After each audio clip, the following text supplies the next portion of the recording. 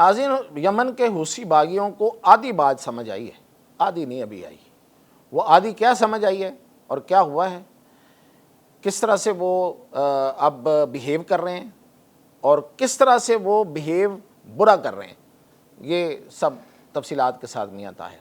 लेकिन सबसे पहले तो पाकिस्तान ने हूसियों को कहा था कि अब 2015 नहीं है, अब पाकिस्तान, एक तो पहली बात तो ये है कि इस पूरे खिते की सिक्योरिटी के हवाले से अहम रोल है उसका, और वो सफारतकारी कर रहा, अमन का दाई है, अमन का प्याम्बर है, अमन कायम करना चाहता है।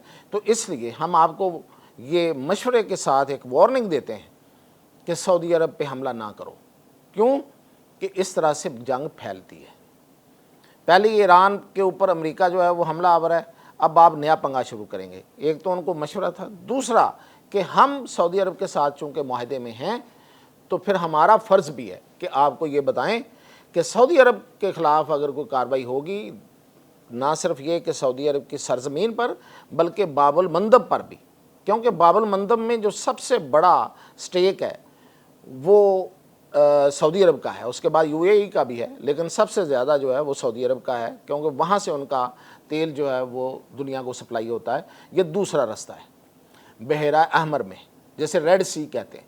तो उनको कहा गया कि भाई यहाँ पे और दोनों जगहों पे आप पंगेबाजी नहीं करेंगे सऊदी अरब के साथ, अगर आप करेंगे तो फिर आप हमें दरमियान में पाएंगे, सामने हमें पाएंगे।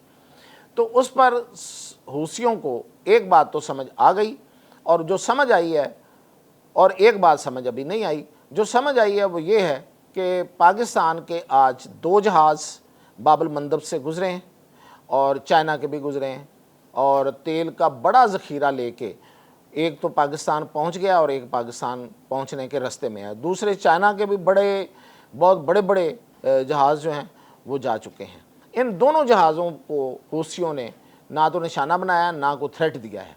तो इसके नतीजे में आप मतलब हमारे जो वज़ीर पेट्रोलियम हैं वो दावा कर रहे हैं कि चूँकि तेल पहुंच गया है, ज़्यादा मकदार में आ भी रहा है और पहुंच भी गया है, तो इसलिए तेल जो है वो शायद पाकिस्तान में सस्ता हो।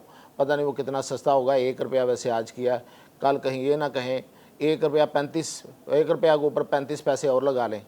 तो कुछ इसी तरह की इनकी हरकतें हैं। खैर, ये तो इस पर तो हम बात करते रहते हैं।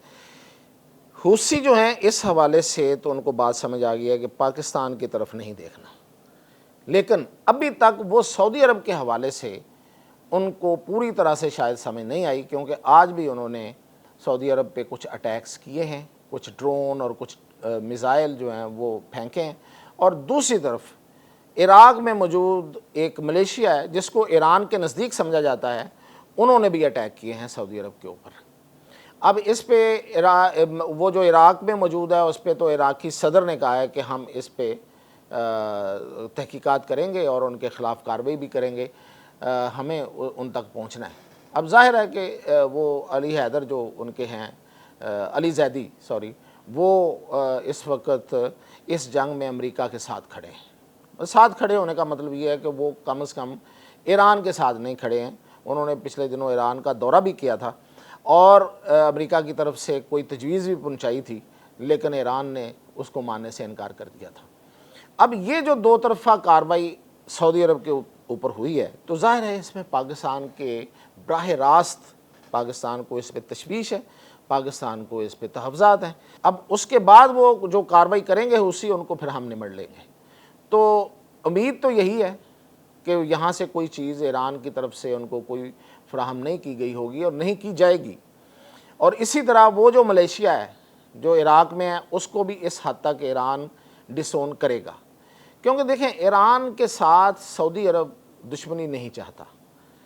अब जो पुरानी बातें हैं वो पुरानी बातें हैं, उसको सामने रख के अगर कोई बंदा सोचता है तो वो और बात है, वरना सऊदी अरब इस मामले में अमेरिका के सामने भी डट चुका है, खड़ा हो चुका है कि हम ईरान के ख़िलाफ़ जंग में शामिल नहीं होंगे, हम ईरान पर हमला नहीं करेंगे, हमारी सरज़मीन ईरान पर हमलों के लिए इस्तेमाल नहीं होगी।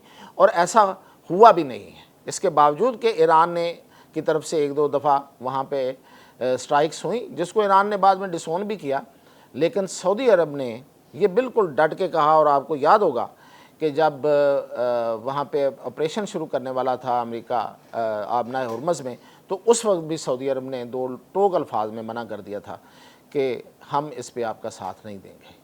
तो ईरान, उसकी वजह क्या है कि सऊदी अरब इस जंग में को फैलाना नहीं चाहता, ना खुद आना चाहता है और ना चाहता है कि वो जंग फैले, बल्कि वो तो पाकिस्तान को इस मामले में भरपूर पाकिस्तान की हमायत करता है कि ये जंग जो है वो ख़त्म हो, किसी तरफ जाए और यहाँ पे अमन आए।